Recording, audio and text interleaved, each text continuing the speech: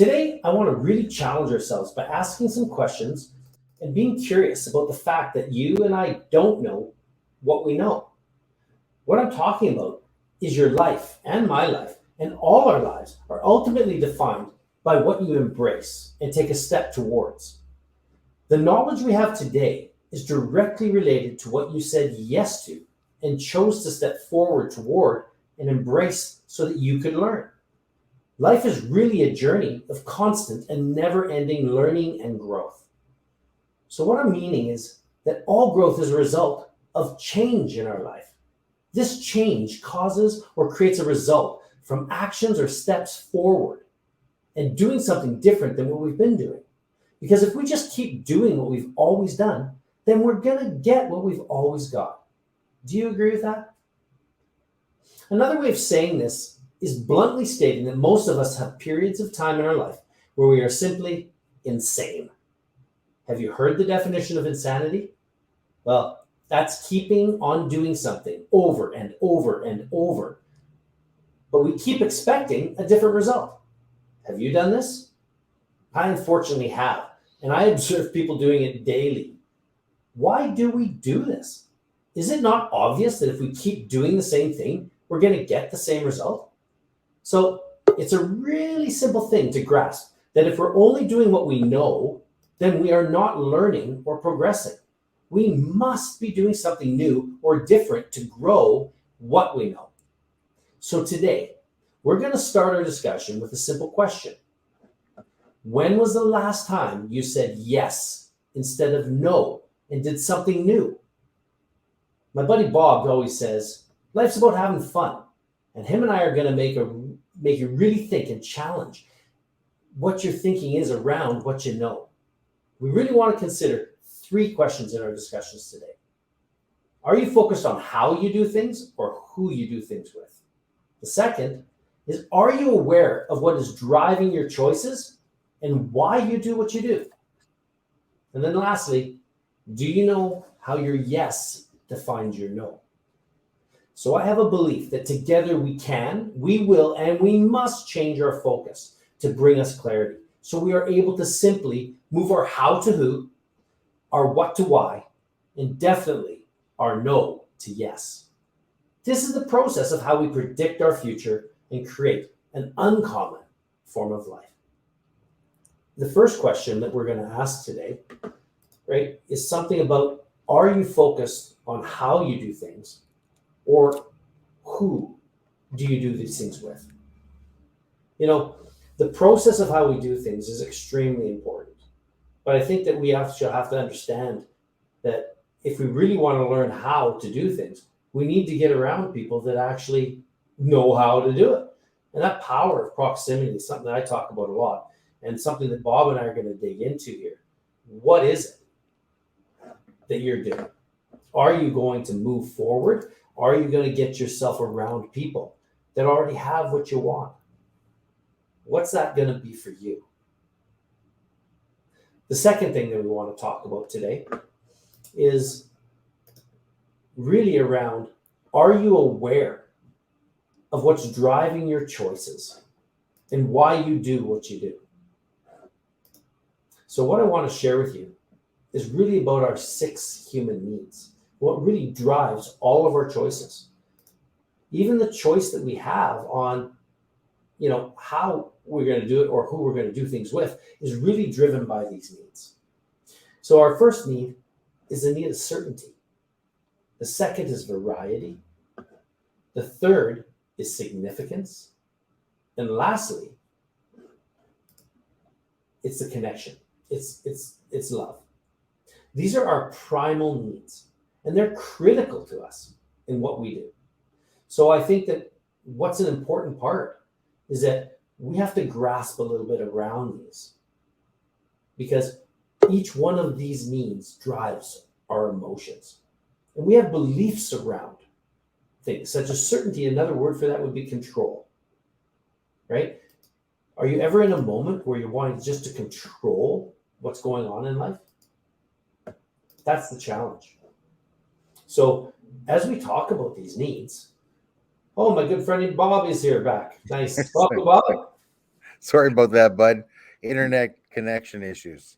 No worries. It's been definitely a morning of technical difficulties. We started late due to some technical difficulties, and then it just happens. It seems to, when it rains, it pours. But ultimately, that's all back to my very first question, right? Is how to do things or who we do things with is what really matters. So, what do you really think about that, Bob? Are you a how person or are you a who person? Well, I'm probably a both person, right? But the hows are based on my habits.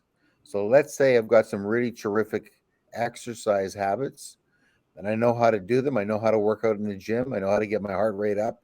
I know how to build muscle, etc. I've got that all worked out. So that's excellent. But maybe I'm not so good with certain things. I'm just going off my old habits, which aren't really having a good effect on me, i.e., my eating habits. So perhaps I'm eating lots of fruits with tons of sugar in them. And I think that certain fruits are better than other fruits, but I've got them mixed up. So the how is wrong, right?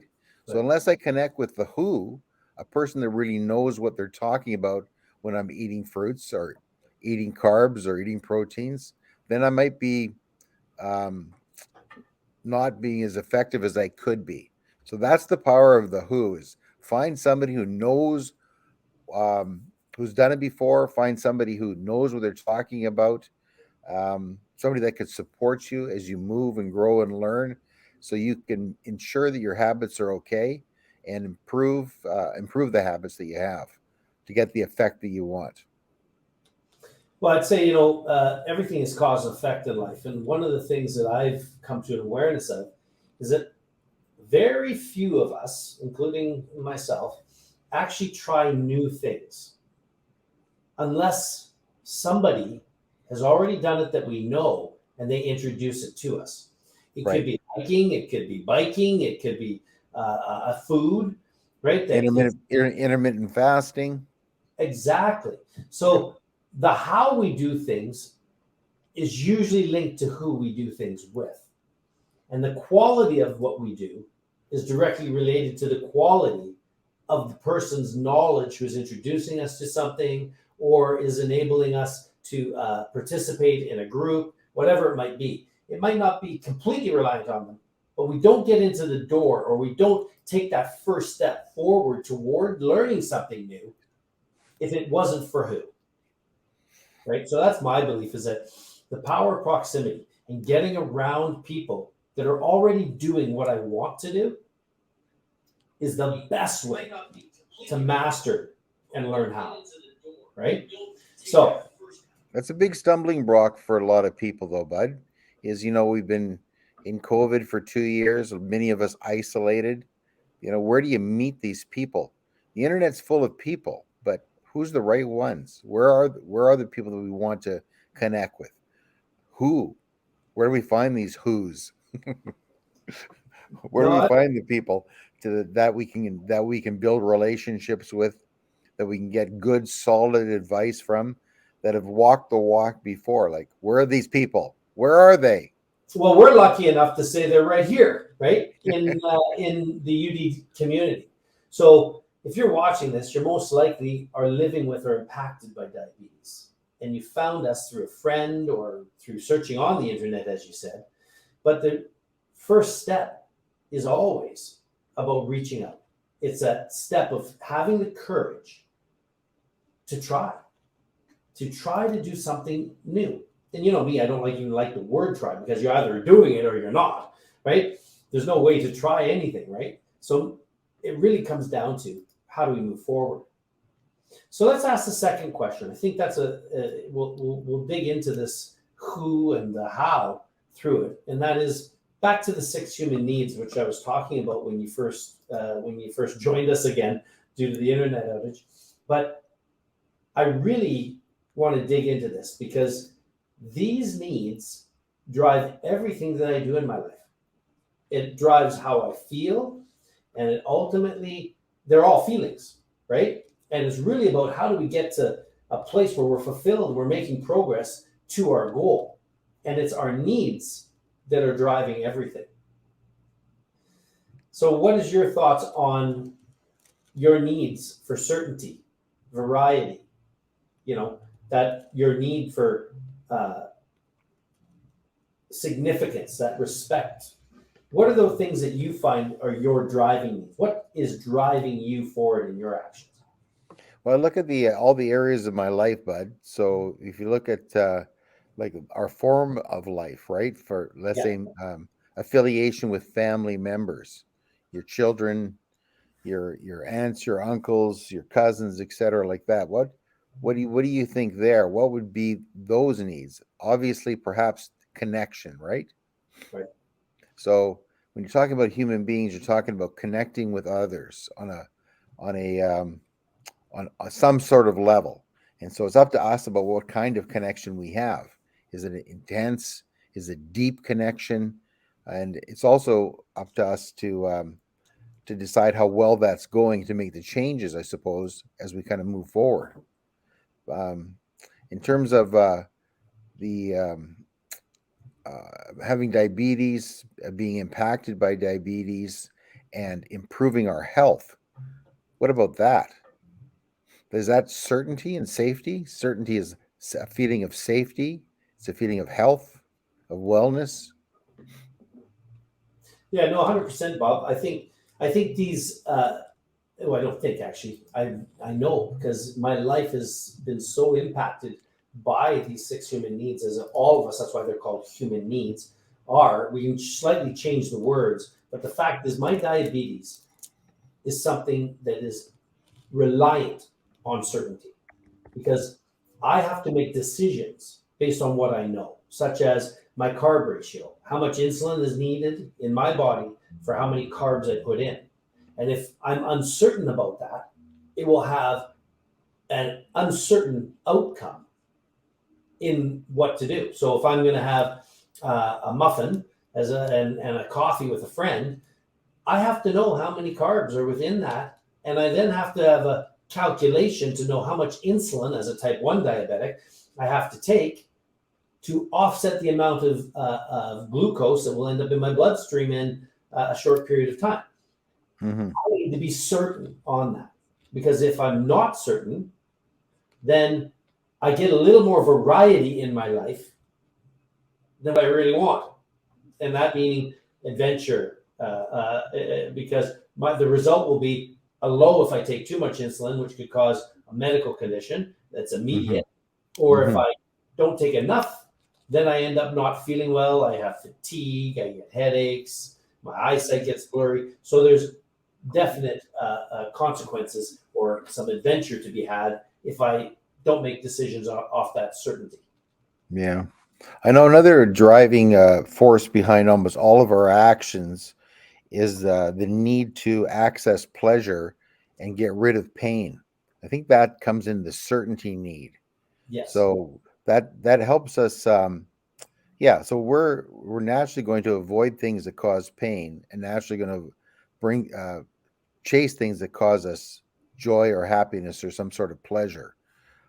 That's closely attached to that second need, which is variety. So if you think about us, right, about the pleasure pain principle and what we eat or how much exercise we get as two primary things, or perhaps even sleep and rest and recovery, then um, our habits will dictate largely what we do to increase pleasure. So a bowl of chips at night is very pleasurable.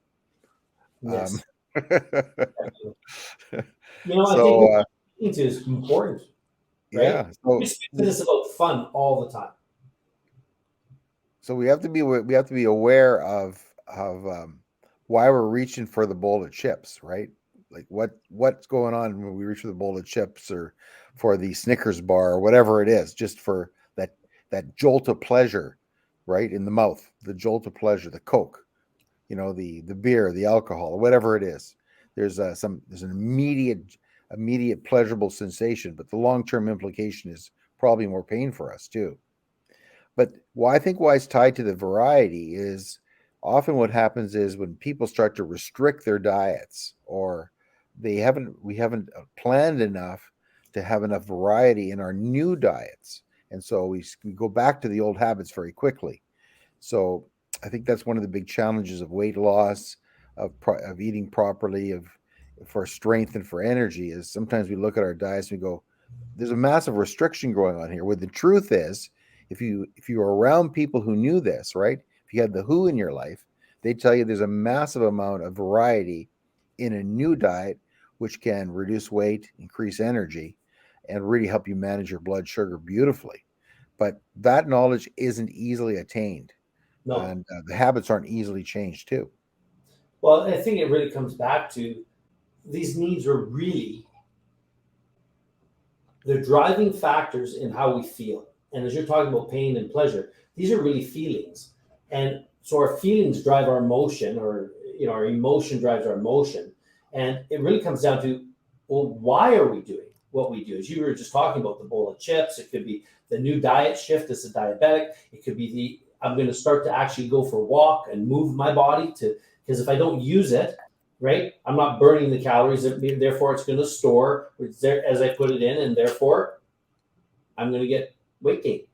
So I think that I'm trying to basically help them understand that these are feelings, right? A feeling of certainty, a feeling of variety or adventure or fun, that you don't have to eat the same thing every day, right? You can switch it up as long as you've learned the skills on how to count your carbs, how to actually understand, right? How to batch food and group them together properly to help your body synthesize the food properly and get the nutrients that you need, and so that your energy goes up, that your performance is able to grow, right? I think the other aspect that we're talking about in these needs is how we feel when we make progress, right? That's significance, and back to who, you and I, when we're in a time of struggle, we've built a relationship that I know I can come to you on a good day or a bad day, right? And that's what really being in community is about, is being around people that are just going to accept us for who we are, that actually understand what we're experiencing, and then we'll just play that significant role in our lives, whether it be an ear, whether it be advice. It doesn't matter. We need a team, right, to achieve anything in our life. Right. One of the needs of variety, which is kind of interesting, could be also described as uncertainty. So variety is the ability for a person to look at their lives and calculate and take some risks. So there's kind of a beauty in risk taking. There's a beauty in uncertainty, because we get locked into this mindset of, this is what I do, this is how I behave, this is what I eat, this is when I go to sleep, et cetera, et cetera. But when we have challenges like diabetes, it's very important for we to take a look at that and maybe embrace uncertainty, embrace a new level of thinking, embrace the concept of meeting new people, or joining new programs, or joining new clubs, or getting involved, right? That's a mindset change. That's a growth change in a human being. But that's one of the realities of variety, is there's an element of uncertainty and risk that people should understand, be excited about. If these needs have an impact, as you just said, on what we're doing. But one thing that a lot of people aren't aware of is that the success factor of achieving anything is when we get 2 or more of these needs being met through those activities, through the actions that we're taking. And quite honestly, when you hit 3 or more of these needs, you're actually in addiction, at the beginning of addiction. I can use a simple thing such as golf. For me, right? When I go golfing, right, I am very certain that I'm going to get some great exercise because I'm walking for 5 to 7 kilometers, right, to do a round of golf. I also get uncertainty or variety because I play with different people. I play in tournaments, or I'm just out with a friend, my son, whichever. There's variety in that. And we can play different games. We can all kinds of stuff within it. It meets my need, right, for significance, because as I work at it, I get better at it. And as I get better at it, I love to win, no matter what, in the competition. Like when you and I go play, I don't always win, right? But I'm eager to come back and play the next time, right? As we do that, because it's just that camaraderie. And as you improve in things, you feel better. You build a community, right, with people because, hey, let's get together next week. That whole thing starts to happen with connection. So it meets all four needs, me playing golf, right? But it also leads us into what I call the two most important needs, and that's the fulfillment needs of life. See, the four primal needs will be met either constructively or destructively. It doesn't matter. We will get it. And every day it's a different mix, right? So some days my need for certainty, if I'm afraid of something, is very, very high. Other days it's very low and my need for significance might be high. I want some respect. I want whatever makes you feel significant in that area. But think of a child that comes up and wants time with you. They're going, dad, dad, dad, or mom, mom, mom. And then you don't respond. Their need for that connection or significance that they were looking for from you because they did really well at something isn't met. And then 2 minutes later, they're throwing things into the room, slamming the doors, doing different demonstrative things because the need wasn't met in a constructive way. They will get it in another way. And this applies to our diabetes. There's days when I think I've done everything right and my blood sugar goes up. I'm going, what just happened? How did that happen? Right? And then I got to start trying to figure it out. But there's days when that just gets frustrating. And I just go, what the heck? Doesn't matter. You know what I mean? And I go to a bowl of chips, as you said, or I skip my workout or whatever it might be. And that's what I mean by how things can be. When the very thing I actually need was going out and going for a walk because I've been sitting in my chair all day, in that example, I'm going, why have my sugars gone up? And it was just simply put, I've been sedentary. It's not that I ate wrong. It wasn't that I did anything. It's just I'm not moving my body. These primal needs get met, positively or negatively. But the most important thing is the growth and the contribution. And that starts right at the center of who we are in our heart.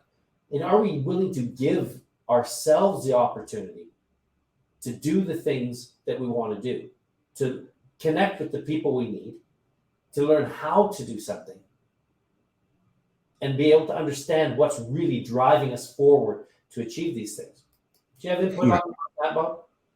You actually use an interesting word there. You use the word want. We want to do something. That's an interesting conversation in itself because the difference between a want and a need is profound. A need is something that's necessary, right? It's a driver in our lives. But a want is very powerful too. It's largely defined as unnecessary. So, I need to have good health, but I want that bowl of chips. I need to get more exercise, but I want to watch that TV program. So it's an interesting battle in our brains about what to put first and what to do, what actions to take. Do I watch TV? Do I go for a walk? Do I eat something healthy or do I grab the easiest thing that I can do? Do I plan for my meals or just say, eat what's in the fridge? It's an interesting paradigm. Am I doing what I need or am I doing what I want? More often than not, people won't do what they need, but they will always do what they want. So another thing, though, is that I learned this in some of my travels with Tony Robbins, and he talks about where does growth and fulfillment and happiness come from. We all just want to be happy. And it comes down to really one word, and that's progress. It's growth. If we're stepping forward, even if there's small steps, and we can turn around and look back and see what we've accomplished and the progress that's been made, there's a feeling inside that this is good. I can keep moving forward. That if we don't feel like we're progressing, then all those other needs start to be impactful, far more impactful in our lives. And what I mean by this is, can you think of a time in your life where you've gone and you've stepped forward and done something generous, given somebody something they needed, or stopped and opened the door for somebody, or yourself, you've just gone and you yourself just decided, you know what, I'm not going to do the bowl of chips. I'm going to do some celery and hummus, or vegetables with hummus instead. How does that impact how you feel about yourself? I think at the end of the day, there's a short-term pleasure, right, of the Snickers bar. Yeah. And there's the long-term pain of the Snickers bar. Well, when you measure your blood sugar, right? When you start to feel the effects. So at the end of the day, that's the decision we make. And it goes back to habits for me on that one, buddy. It's like, why is a Snicker bar in the house anyway? Might be in the emergency kit if I go low, but it shouldn't be in the house where I can easily access it. Should be under lock and key. Perhaps. I actually think that it really comes back to what you just said. And another powerful word was choice, right? And question 3 that we wanted to just touch on today was, do you know how our yeses define our nos? Because what we say yes to also tells us what we're saying no to. So prime example, use the chocolate bar. When we say yes to the chocolate bar, we're saying yes to the yummy taste. We're saying yes to the increased energy that provides for a very short period of time, right? But we're also saying no to how our body is going to respond, in a healthy manner, because you're putting something in that's actually not good for your body. And I'm using the chocolate bar as a simple analogy. You're going to have the sugar fatigue, is what I call it, 20 to 30 minutes later, right? Because it's giving you the little euphoric poop very quickly, but then the crash comes right afterwards, right? Mm-hmm. And so we can apply this to many things in our life. Do you have any examples for yourself where what you said yes to actually was a no to something else? The biggest one for me is the time it takes to plan out a menu for the week. So you plan out your menu for the week. You know what you're going to be eating. That equals a shopping list. So that defines your no. Saying yes to planning your meals defines your no, right? That means no blood sugar issues that week, probably. If you buy the right food, right? If you have your meals planned, if you know what you're going to be eating, your snacks, et cetera, then you're likely defining a lot of your issues that you're going to come up with. Yeah, that the chance favors a prepared mind. And you back to the chocolate bar being in the house. When you make the grocery list and you go, you know what? Here's my morning, here's my noon, here's my night, and my snacks that I want to have. Mm-hmm. If you don't want to have the consequences that go with the chips, with the chocolate, with the cookies, with the beautiful yumminess of the baked goods, the best way to control it is in that meal plan that you just talked about. And you fill the fridge and the cupboards with the things that, even if you go, like I do, look at me, I like to eat, right? But the fact is that I can say I make more choices at night to have nuts or chia pudding versus ice cream, right? And that is something that happens regularly, right? For a lot of people, is they don't realize that habit in the evening before they go to bed of a bowl of ice cream at 150 plus calories and realistically probably 30 grams or more of carbs is going straight to fat, because that's what the body does. If it's not going to be using it, and it stores it, right? So that yes of your meal plan and having a really yummy chia pudding with a blueberry compo, right? significant nutritional benefit, and being low carb compared to the bowl of Moose Tracks ice cream or whatever. So I just divulged my my kryptonite if it's in the house, right? Because I love ice cream, and that's kind of my choice every week when Susan does our meal plan. It's a choice, and it doesn't mean that we don't have ice cream. I do, Moose Tracks. Well, that's another good thing about the Who is always get somebody else to do your meal plan for you. Well said. Yeah, well Brilliant. said. Right on. Well, today has been a very interesting session. You and I, and we've tried to answer a few questions, talk about what's really driving us, and it's something really for us all just to consider, to think about, is that what we're saying yes to in everything in our life tells us what we just said no to, right? If we choose to play hooky from work or school, well, you said no to learning or earning. If we've chosen to say yes to going to the gym, right? You've said no, right, to the ability to, you've said going to the gym, you've said no to gaining fat and yes to losing it, right? If we've said yes to going for a walk, right? You've said no to fatigue and yes to energy, no matter what we do. And it's in the reverse. Everything we're saying no to impacts what you just said yes to. If we said no to going for the walk and yes to the couch with the bowl of potato chips, and we repeat that, we become the couch potato. Mm-hmm. That is the formula for that success. And it is success. We've all achieved exactly what it is that we have set out to with that choice of yes or no, right? And that we need to embrace whatever the success is that we chose. A lot of our habits that we do are unconscious habits. And unless we get people around us that can reflect on what we're doing, then we're just kind of doing them by ourselves. That's one of the great things that I think UD does, is brings people together.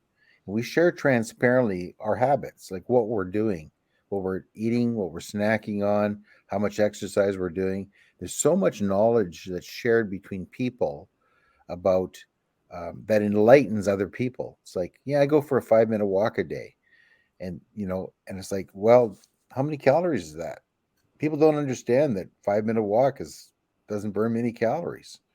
They're happy to be out, and there's nothing wrong with that. But like in the end of the day, at UD, you've got people around you saying 5 minutes is a great start, but where are you going with that? And what is it really going to take to get your heart strong? What's it really going to take for you to lose weight? How many calories are burned with a 5K hike? These sort of things. Again, that's getting around the people, the who, getting around people in proximity of people who are doing it, know what works for them, and can share their secrets, their knowledge with others. And that's a very powerful learning tool. Oh, Bob, so well said. I think as well, we got to realize that how we're feeling, we need to be curious about those feelings. Today it's been an interesting session, right? It's been with all these technical difficulties, with all the internet issues today, with it just hasn't been our normal flow. But that's life. Life happens. How do you improvise? How do we overcome things, right? Mm-hmm. At the end of the day, we just need to keep moving forward. We've talked about how and moving that towards the answer is in the who. So I think we addressed that. We talked about how we can achieve anything by getting around the people that have already done it. We've talked about the needs that drive our feelings in our life, those needs of certainty, uncertainty or variety, significance and connection. I think those primary needs are driving most of our behavior, positively and negatively. That ultimately led to us talking about yes and no. What's your decision? When you say yes to something, you did say no to something, and vice versa. And I think it comes back to that power of choice that we have in any moment to change, to embrace uncertainty. That's where all growth and all progress comes from. So that's, I guess, the thing that I'm really hoping is that people realize that we need to focus in on fulfillment and happiness and achieving goals by giving ourselves the opportunity to fulfill the needs in a constructive way, by getting around people that have already journeyed where we want to go, so that we can learn new. Because if we keep doing what we've always done, we're going to get what we've always got. So I really want to invite you to journey with us and build your Uncommon Diabetic Foundations of Health. Because together, we can create a map for you. We can create a massive action plan. We're going to be able to build the foundations that are going to improve your energy, your health. And you can start now. You can say yes. And our UD Foundations program and community will provide you with revolutionary and science-based approach towards your diabetic health. We will help you with the consistency to take those small steps that create big results, lowering your A1C. You're going to lose weight. You're going to gain strength, and you're going to actually get to be able to live your ideal form of life. So click the link below, book a free health strategy session with myself. I just want to thank you for joining us today. And remember, click the subscribe button as well and the bell so you don't miss any episodes of UDTV. Most importantly, remember, you're not alone. Together, we can create your success formula. We can help you meet those needs and live your uncommon diabetic life. And I really look forward to the opportunity of meeting you in your private health strategy session. And until next week, be uncommon.